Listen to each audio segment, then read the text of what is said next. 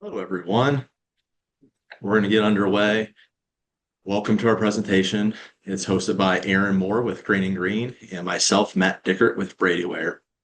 We will be giving an overview of choosing an entity in Ohio with both the tax and legal background behind that decision. We will have a Q&A function running throughout the presentation, and we'll do our best to address any questions at the end of the presentation. I do want to note that this presentation is not eligible for any continuing education credit, but the slide deck will be sent out after the presentation. So we have myself, once again, Matt Dickert. I'm a recent shareholder with Brady Ware as of the beginning of this year. I believe I'm entering about my 18th busy season. I work with a variety of businesses and individuals through the different life cycles of their businesses, from starting to retiring or closing. And I'm Erin Moore. I am a shareholder and the president of Green and Green Lawyers. We are a business and litigation firm here in Dayton, Ohio. I have been with Green and Green now about 30 of my 33 years of practice, amazingly enough, and that makes me hurt just a little bit. But we are here, as Matt said, to kind of give you an overview on some various business entity options in Ohio. Aaron is celebrating the recent Indiana Hoosiers win Monday as a proud Hoosier. So, Yeah, still on a high from that. So. all right. So our agenda, we'll give a quick comparison of the different entity structures and overview of each specific entity, hit on the key statutory highlights, some recommended operating and partnership agreement terms, and then a checklist for formation and next steps. So we'll be talking about sole proprietorships, partnerships, LLPs, LPs, LLCs, corporations, and then professional entities. We do want to note that this presentation is not considered tax or legal advice, but is a summary of the different type of entity structures that exist and a generic recommendation to help aid you in conversations as you work through these items now or in the future.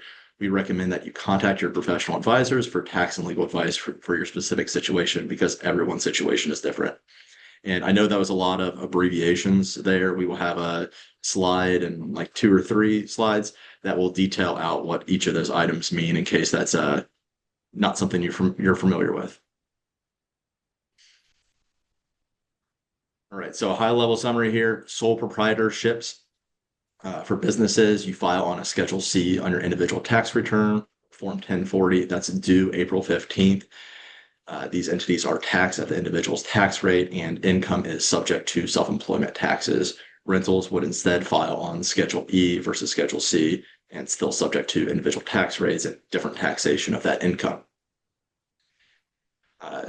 Then for tax purposes, we lump together the general partnerships, limited partnerships, and LLPs. They all file on Form 1065. Those are due March 15th or 3/15. The income on these entities flows down to the partners via their K-1 and is taxed at the individual's tax rates.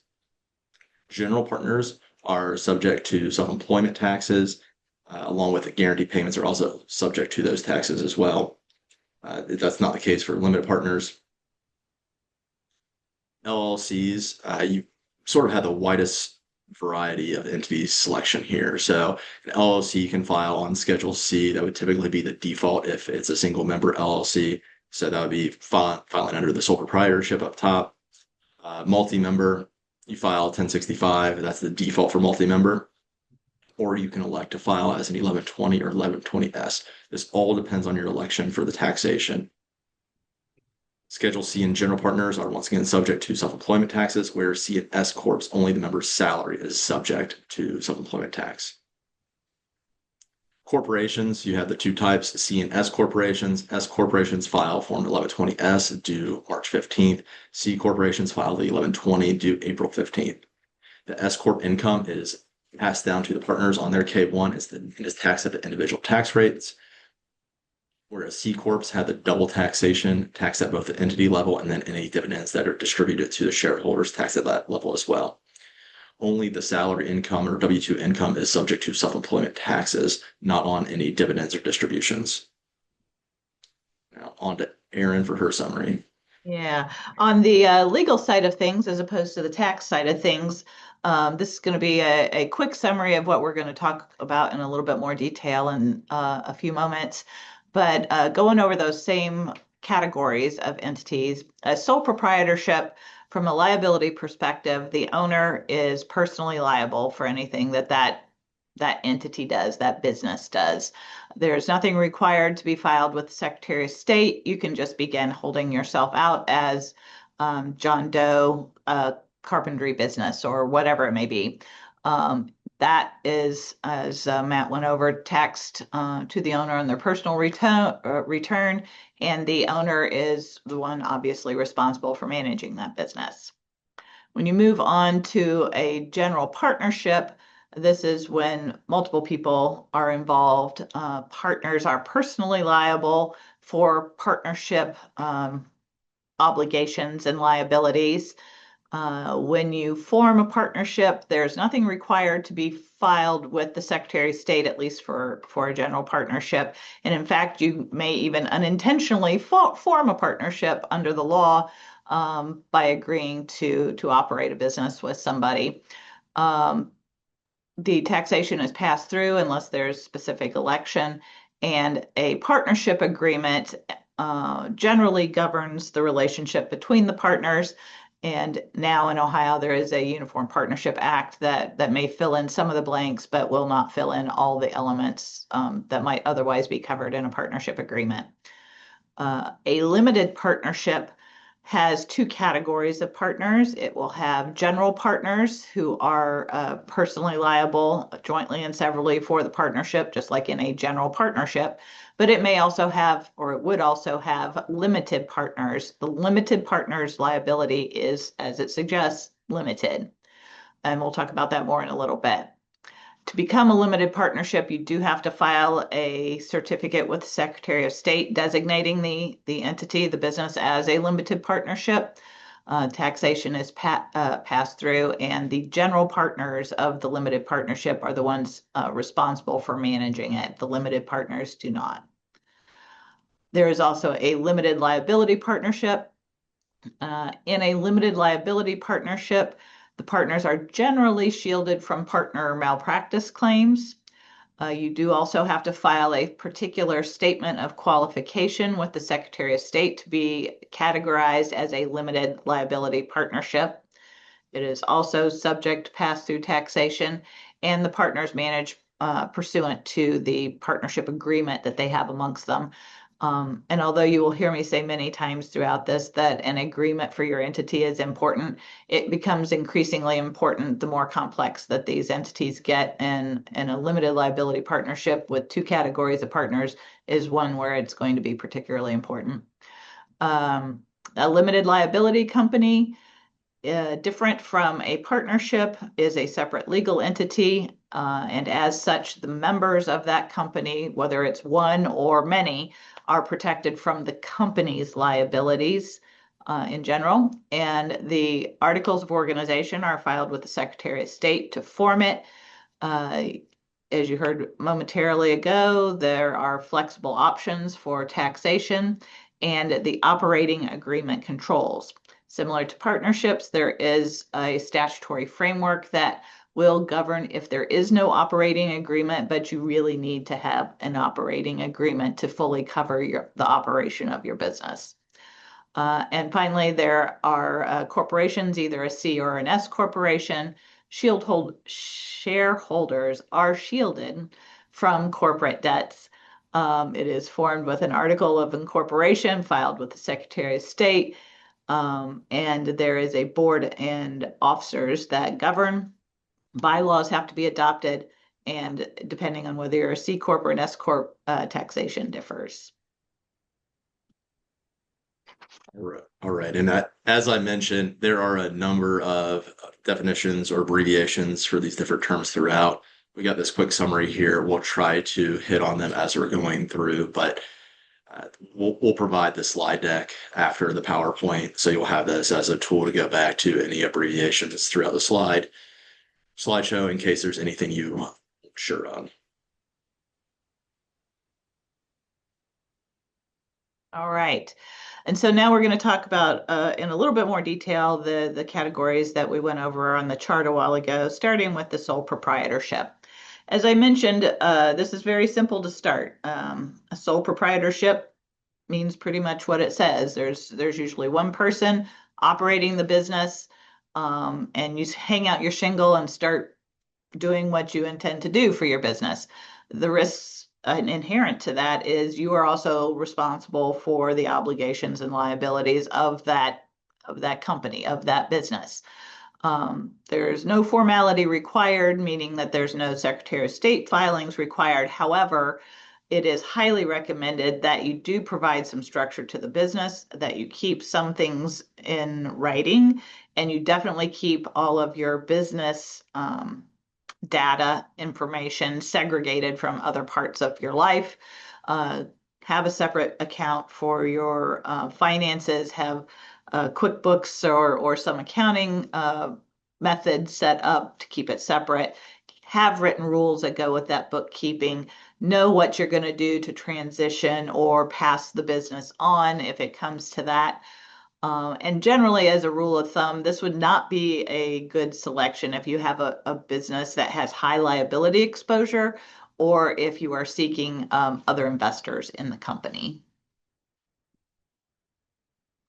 Yeah, so then on the tax side, this income flows into your individual tax return. It's either typically on Schedule C or Schedule E for business income on Schedule C and then rental income on Schedule E. Those returns are due April 15th, so everything's taxed at your individual tax rate. The income that flows through from Schedule C is subject to self-employment taxes. The rental income can be subject to additional taxes depending on income levels. The Schedule C income is qualified for qualified business income deduction. That was set up back with the TCJA in 2017, and the OBBBA kept it. What that allows is if you say have $10,000 of net income from the business, roughly $2,000 or 20% of that would be a deduction against your income. The idea was to equalize the tax rates on the individual side with the corporate side when the corporate tax rates were lowered. That's a much longer conversation, but wanted to at least give you a little bit of a highlight there. There are no payroll requirements. Any income of the business is taxed regardless of if you take that out personally or what you do with it. So you can take out distributions as you deem fit.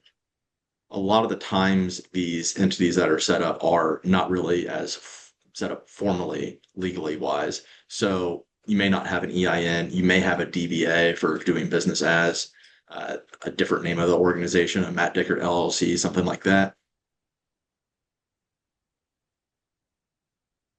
Onto partnerships. All right. As I mentioned briefly a while ago, Ohio has adopted what's called the Revised Uniform Partnership Act, which forms a statutory default structure for partnerships here. It is a Uniform Partnership Act, meaning it will be relatively the same as any other state in the United States that has adopted a similar Uniform Partnership Act, so that they are or can be comparable across state lines, so long as that state follows the Uniform Act. A partnership is created by agreement. It can be written or oral to create a partnership agreement. And in fact, the formation of a partnership under the statute says that it can be any association of two or more people to carry on as co-owners of a business for profit. So as I inferred before, you can kind of accidentally create a partnership, which may have some liability or legal impact later if there arises a problem in the business that you're conducting. So as a lawyer and from my perspective, I am always going to encourage you to have a written agreement for whatever business entity that you decide to form. But even if it is an oral agreement, the basic statutory framework provides for certain factors. It does specify that the partners have joint and several liability for partnership obligations. That means that the partnership is also liable for not only the partner's income, but or actions, but the partners are responsible for any obligation that the partnership or the business might incur.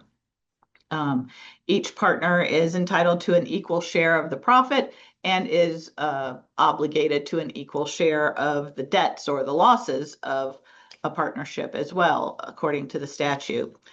There are key provisions that are not waivable, specified by statute, and those are generally related to modifying the duty of care, whether to among the partners themselves or what may be called fiduciary responsibilities, or even to third parties. And they also address the fact that you cannot unreasonably restrict other partners' access to your books and records. Pretty much everybody in a partnership has equal rights to all of the data and materials and assets of a partnership. Um, Obviously, there can be some adjustments about who's managing those or who primarily controls it, but in a general partnership, everyone is considered basically equal. Um, and they have equal rights in governing the partnership as well. Moving on to a limited partnership. The limited partnership is the one that has two categories of partners. There are general partners who would fall into the same bucket basically as if it was entirely a general partnership. They have the same rights, same responsibilities, same uh, potential liabilities as you would if it was a general partnership. However, in a limited partnership, there is also a second class or category of partners, and those limited partners have their liability limited to the contribution they make to the partnership, which is generally in cash. It can be in kind or some other form of property contribution or service contribution, but it's typically cash. And you often see these kind of limited partnerships in situations where there are investors. It might be a development situation or construction, something of that sort. But that's often where you will see this. Um, in this case, you do have to file a certificate with the Secretary of State, where you do not have to if it's a straight out general partnership. Um, as I mentioned, it's useful for passive investors with another group of active managers running the business of the organization. This partnership agreement needs to pay particular attention to the authority limits that is provided to general partners.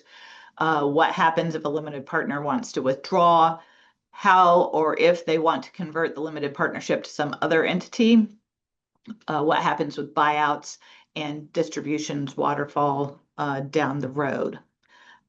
You can be a general and a limited partner in the same partnership, but that definitely would require a written agreement to clarify those particular roles. Uh, then moving on, there is also what's called a limited liability partnership. This one also has to have filings with the Secretary of State, so it's clear this is the entity that you're opting for. It is often and probably most frequently seen in more professional organization type entities. In this case, we indicated for professional practices or multi-partner firms. It protects some of the partners from some of the liabilities, and it depends on what kind of claim it is as to how much that protection is. And in this case, as things again get increasingly more complex, the written agreement that should be prepared should specify specifics to that kind of entity. For example, malpractice insurance, the duties and obligations of different members of the limited liability partnership, how you are admitted or how you can be expelled from such a partnership, how to dissociate or wind down the partnership in particular. In this type of situation, I will point out that the obligations of the partnership are solely that of the partnership, and that's why it's a limited liability partnership. But there are still some pass-through responsibilities to the partners. Thanks, Aaron. So, well, Aaron had three slides detailing out the different types of partnerships for tax purposes. As we noted on the summary slide, they all flow into the Form 1065. Those returns are due March 15th. The share of income here passes down to the partners through a K-1 and is taxed at those individual tax rates. The general partners or active members pay self-employment taxes along with the guaranteed payments also being subject to the self-employment taxes. It does receive the qualified business income deduction. The way that is accounted for on the business side of 1065s and 1120Ss is you look at what that business income is, you look at what the wages were, the qualifying wages were, and the fixed assets of the business in order to determine how much of that income is allowable as a deduction then on the personal return. There is no payroll allowed for the partners, so they take the guarantee payments and or distributions. There has been a recent court case, I believe in the Fifth Circuit, that reviewed limited partners and when they are or are not subject to self-employment taxes. So there may be some news on the horizon there, depending on how that all ends up being resolved. Moving on to limited liability companies. Similar to the partnerships, there has been a statutory framework established. It was revised in 2022. It has default rules for a limited liability company. If you do not have your own operating agreement, which again, I will encourage you to have your own operating agreement. The benefit of a limited liability company, or there's a few benefits that may be available to you, but a primary one is that it is a separate legal entity or a separate legal quote person under Ohio law. And that means that the members of that organization enjoy limited liability. The members are not responsible for the debts, obligations, or liabilities of the company itself. This is, of course, also dependent somewhat on respecting that corporate structure that we kind of talked about with the sole proprietorships. But since it is a separate entity, that's the first layer of defense, is that it has been created separately. An operating agreement will fill in a number of things, which we'll talk about in another bullet or two, that are particularly important in maximizing your use for this.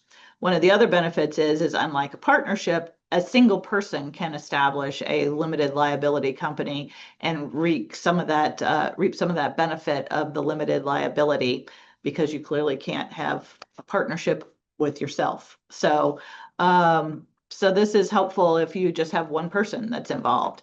And when you have two people involved, not to beat a dead horse, that's again where the operating agreement is going to be important to resolve questions like deadlock. If you both want different things, there's no majority just between two people, or potentially again with any even numbered set of members.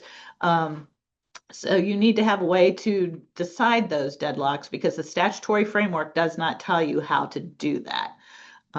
Other operating agreement suggestions is to address capital contributions, the allocation of profits, because this one is not one like a partnership where everybody gets an equal share necessarily. You can vary those things. Allocation of risk and responsibility, distributions of funds, whether the shares or membership interests in the company can be transferred, who has buy-sell rights or rights of first refusal, and who gets indemnified and how by the company or in between the members, should all be things that are addressed in the operating agreement that are not fully spelled out in the statutory framework. So while this is a very flexible form of entity, it is flexible because it gives you the availability to construct a lot of your own rules, but you need to do that to get the benefit out of it. Exactly. And it's very flexible on the legal and the tax side. So we've already hit on what Schedule Cs and 1065s look like for that taxation. The LLCs would either default into a Schedule C if you're the sole member. If you have multiple members, it would default into a partnership. You have the ability to choose then by making an election on Form 2553 to be an S-Corp or 8832 to be a C-Corp. The LLC allows you to choose tax structure later on if you default into the Schedule C, and as you continue to grow, it makes sense for you to change your status, you can do that. And then self-employment taxes and QBI deduction can be at play depending on the elections that you're made. And we'll hit on the S-Corps and C-Corps on the upcoming slides. Corporate structures, generally what everybody thinks of as big corporations or formal corporations are formed by filing an article of incorporation with the Secretary of State. And if I overlooked mentioning it, the LLCs also have a document that's filed with the Secretary of State, but it's called an article of organization, which differentiates it to some degree. But a C or S Corp, in addition to filing those articles of incorporation, have specific corporate formalities that they need to recognize and honor. They will have a board that's elected for its governance. They need to adopt bylaws or regulations to govern the operation of its business. They need to keep minutes. It needs to have at least an annual meeting of the shareholders. And you can have a few shareholders, or you can have obviously thousands or even millions of shareholders, depending on what size the corporation is. They can be public or private corporations, which public corporations obviously brings in a whole nother set of rules and regulations way beyond the scope of this particular overview. But it is a form that is generally geared towards more complex sorts of businesses, or ones that are intended to look at public offerings or particularly high investment potential. It is critical in a corporate format to recognize corporate form and keep those formalities up to keep the liability protection, because all the shareholders are protected from corporate debts and liabilities, because it is, like an LLC, a separate legal entity.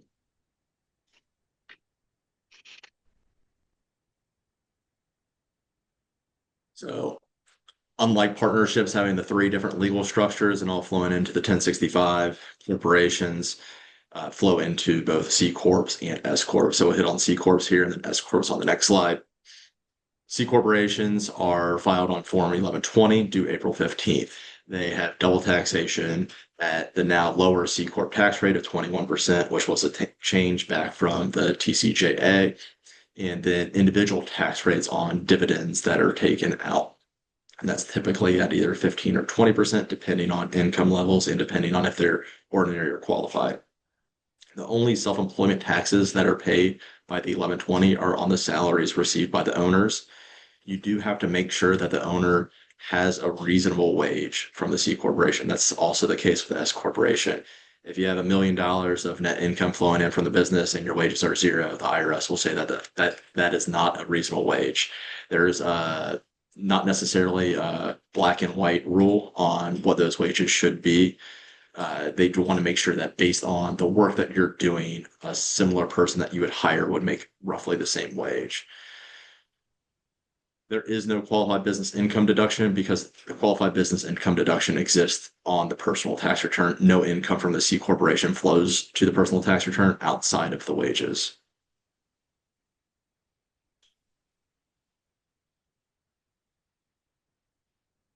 That's corporation tax. You file Form 1120S in the S Corp election. That's Form 2553. The election, when you set up the S Corporation, is due 75 days from formation or March 15th for the year it's being made. So if you wanted to make it effective for 2026, you need to make it by 3/15 of 26 to be considered a timely election. There does exist late relief for a late filed S election. The income on S Corps flows down to the partners on the K1 and is taxed at the individual tax rates. The self-employment tax paid here, once again, is on salary. And then, as I noted on C Corps, you need to be having reasonable wages because the IRS doesn't want you to see you have that $1 million of business income and $0 of wages and take it all out in distributions, because you're clearly at that point skirting around self-employment taxes, and that's an easy red flag on their end. You do receive the qualified business income deduction on your personal return, as we discussed on partnerships. Moving on to professional entities and nonprofit organizations, I'm only going to touch on these briefly.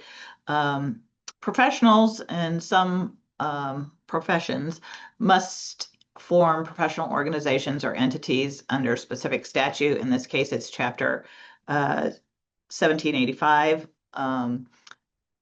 Often these are going to be directed by the licensing boards themselves that address this. Often you're going to find them, for example, for medical practices or medical related practices. Maybe accountants, maybe lawyers, maybe real estate agents also qualify because of their licensing requirements. Um, they have some more limiting rules with regard to creating these kind of entities. For example, that only people that are validly licensed in this profession can be members of this type of an organization, or may own stock in this type of an organization. But otherwise, the formation of a professional association follows the general rules that would apply to corporations usually, or possibly limited liability corporations. Nonprofits are also formed pretty much the same way as a regular corporation. However, they have more reporting requirements, which is more on Matt's end of the world than ours. But it is important that those reports be kept up, because otherwise they can lose your nonprofit status, and that can have big impacts down the road. Yeah, so you can elect to set up a corporation. There's a few different other types of entities. And then from that corporate structure, elect into the nonprofit regime. So you'd file typically either a Form 990, a 990EZ, a 990N, or a 990PF for a private foundation. Those are the major filings for nonprofits. And then depending on what professional entities you have going on, they could qualify as a nonprofit or be taxed as a corporation, depending on the structure and what your goals are. But there are a lot of rules, and we just want to give a brief overview there of them.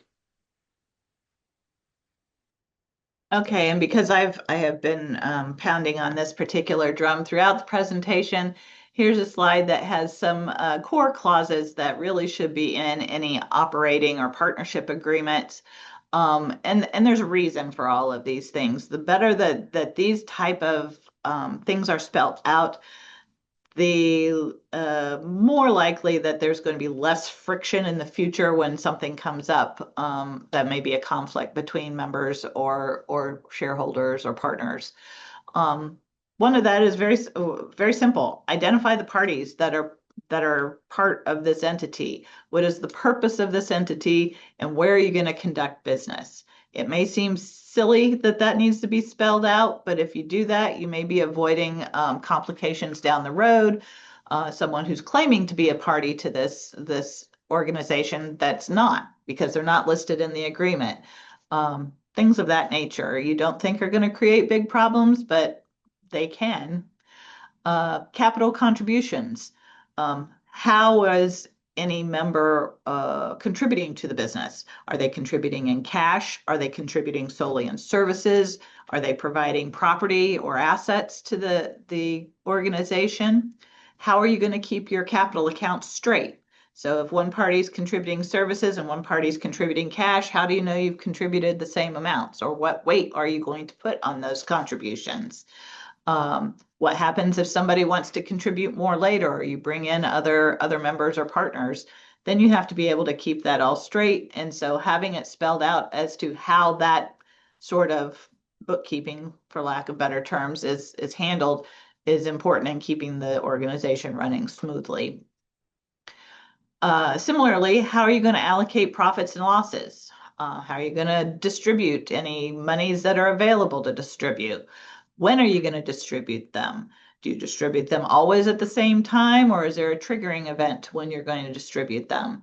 The more of these that you can iron out ahead of time, again, the smoother the life can be going forward. You may never run into any of this friction with any of your partners or compatriots, but you might. Or it might be triggered by a third party from the outside, and then you go, oh, we didn't think of that. So if you plan ahead, you can avoid a lot of those things. Management structure. Who's doing what? Are you going to have a formal management structure? Are you going to have a manager take care of the entire entity and just report back to others?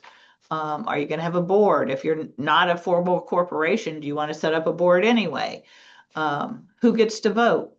Who has the authority to sign checks? Or do you want to limit the authority? Depending on how many people or how many members you have, how are you going to track all of that?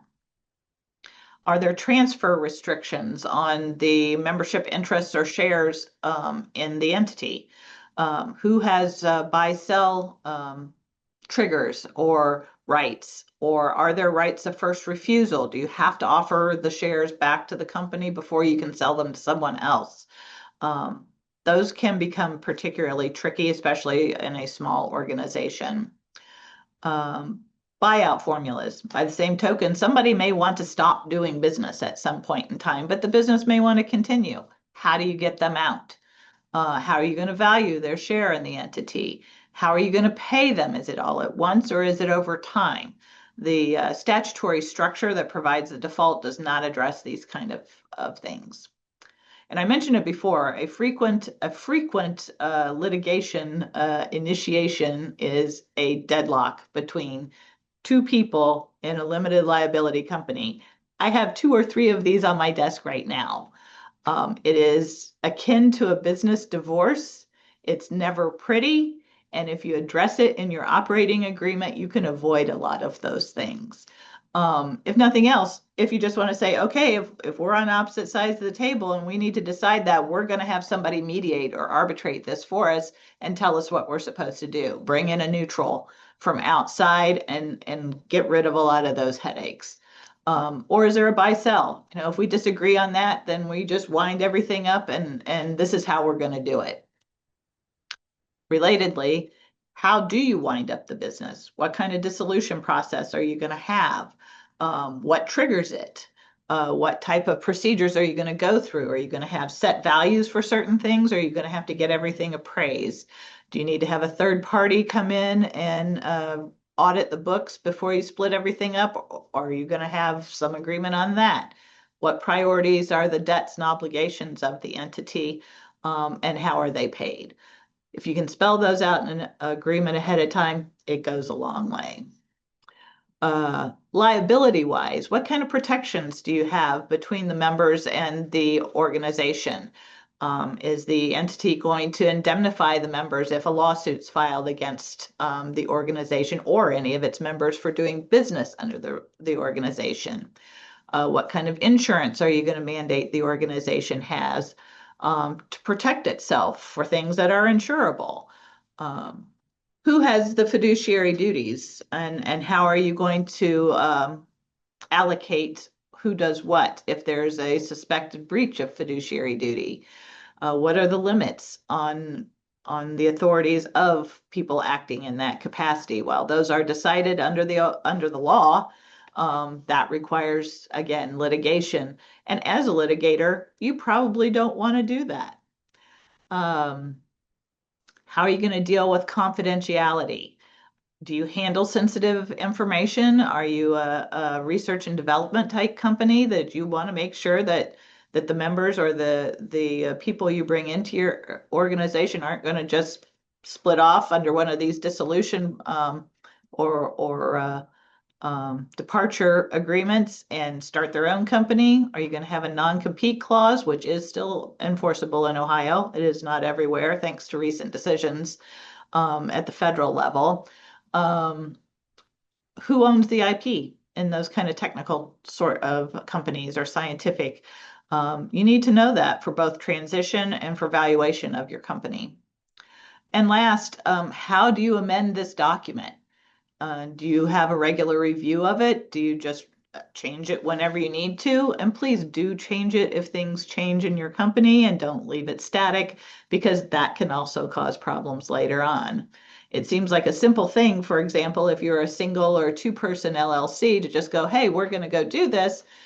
But there's a lot of devil in the details when it comes to operating any of these sorts of entities that can be at least mitigated if you have something in writing about how you're going to do business.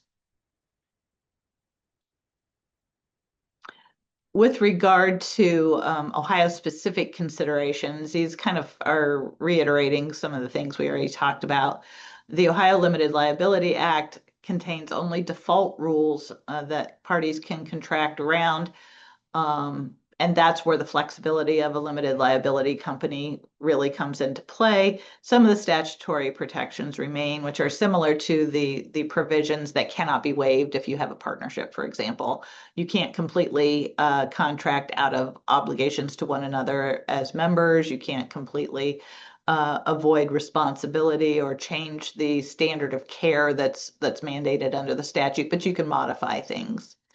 And that leads into the second one. Partnerships have certain non-waivable provisions, which we discussed earlier, um, and on similar terms. Corporations have to have a statutory agent. They have to have articles to govern their operations, and you have to keep the formalities of a corporation active and respected to maintain the benefit of their limited liability.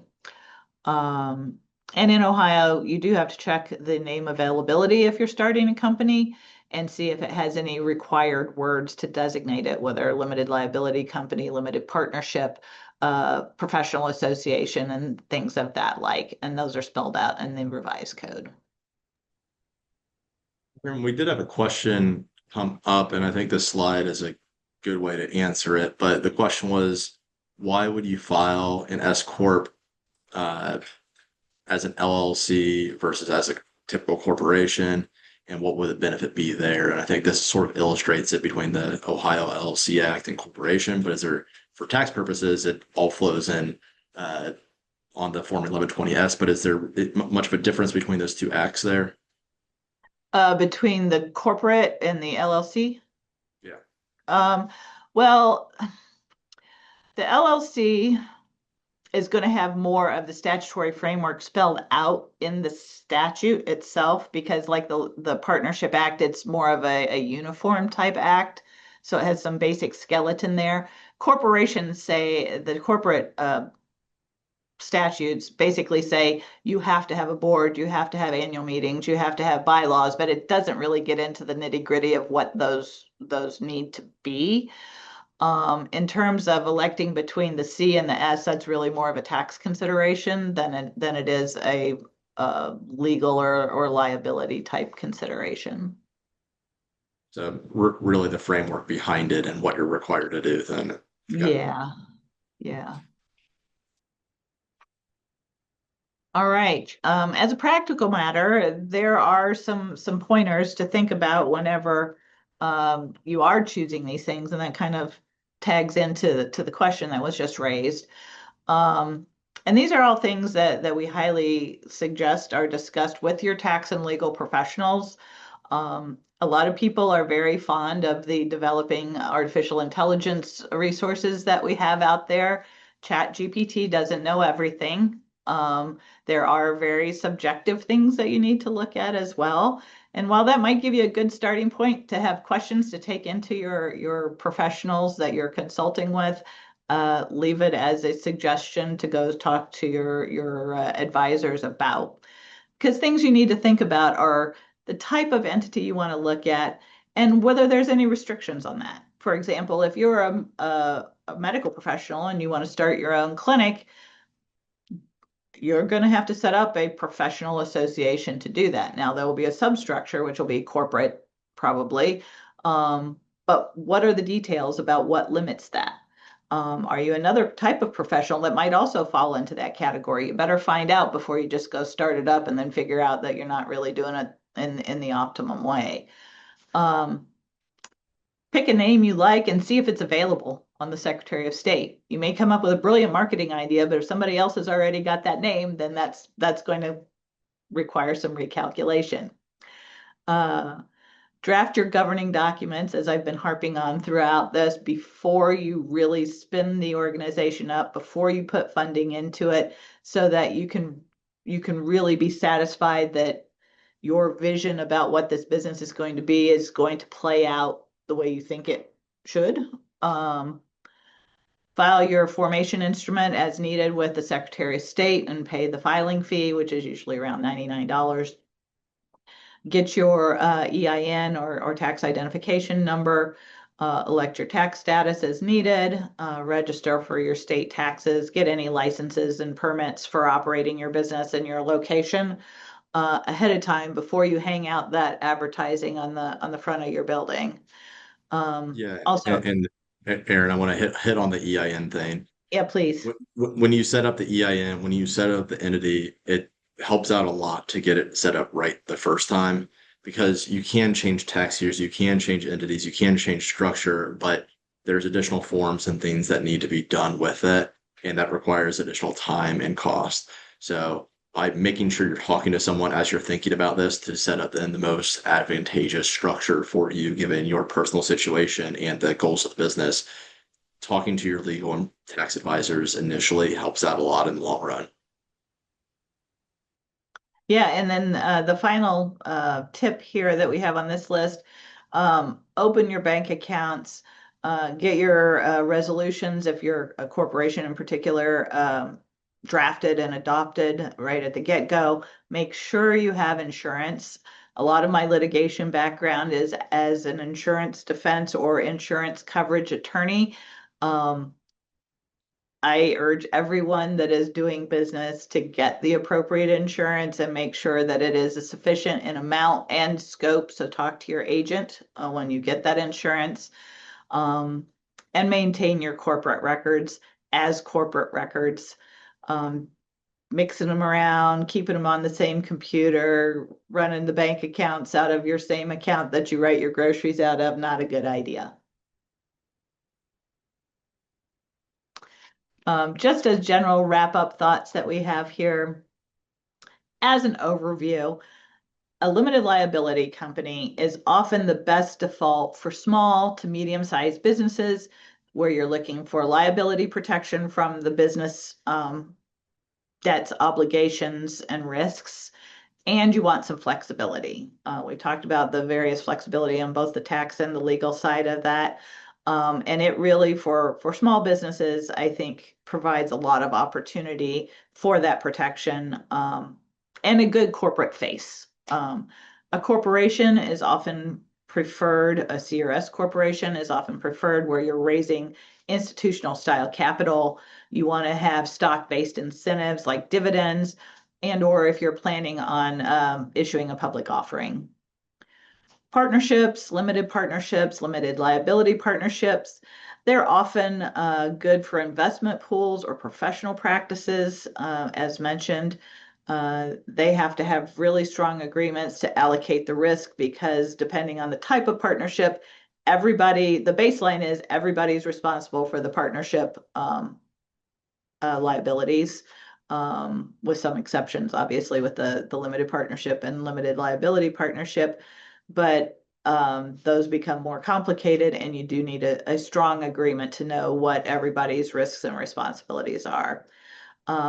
And please consult Ohio licensed counsel and tax professionals for complex allocations, professional licensing issues, mergers and acquisitions, and particularly if you're going to look the corporate way, what to do with your stocks, and any public offerings.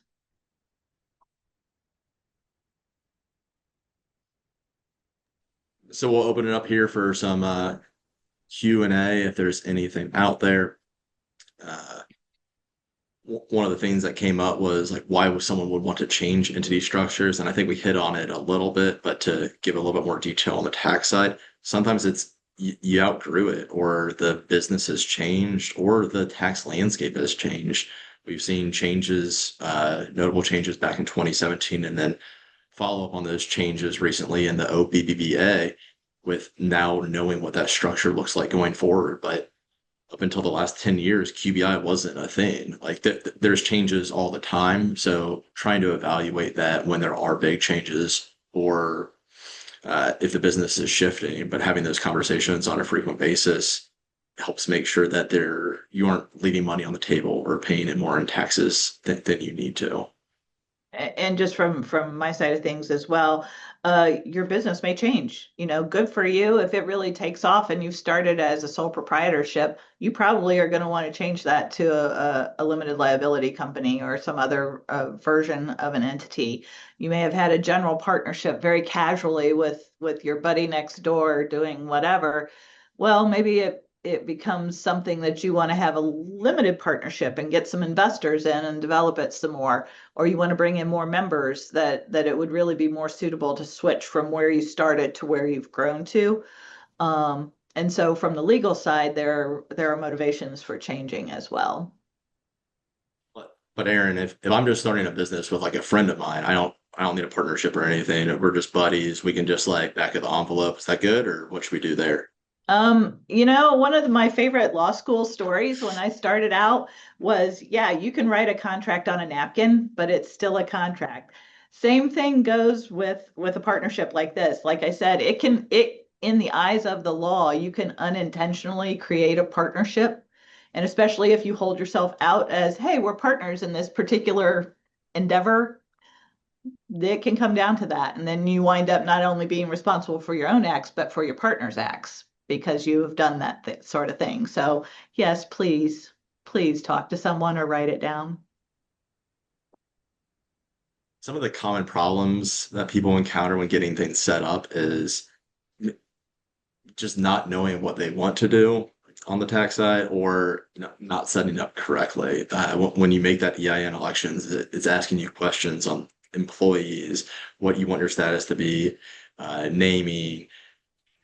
It's not the most complicated process, but there's ways that it can go wrong. So it's trying to make sure that you know what your goals are when you start going through that process in order to get that desired outcome. What about on Yeah, the legal side? sorry. Another factor that you have to think about too when you're choosing some of these options among the various types of entities you might have for your business is what's your risk tolerance? Are you somebody that says, I don't know, I'll figure that out later, which makes people like me shudder? Maybe a sole proprietorship is fine with you. You'll see what happens. But if you're more conservative, you're going to go, no, I think I want that liability protection in there. I'm going to create a separate entity. I'm going to make sure I have the insurance set up for that entity. Um, and what else can I do to manage things that might go bad? Because sometimes you can't just think about the good things that might come out of your entity, but you might think about the things that can go south as well. And you don't want to think about that from the very get-go of your business, but that's really a prudent thing to do. So, Yeah, there's one follow-up on the S-Corp. So it sounds like an LLC filing an S-Corp is a lot easier, but both would give the same tax advantages, correct? Yes, the tax advantages in either case is the same for S-Corps, but I think the LLC structure is a little bit more flexible than the corporate structure from what you said. yes, yes.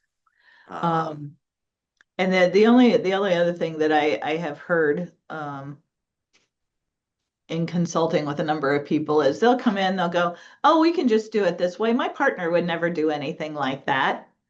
Well, you'd like to think that, but that might not be your only partner forever, and things might change. So, do you need a written agreement, even if you trust your partner implicitly? You do. It's best for everybody's peace of mind and legal protection.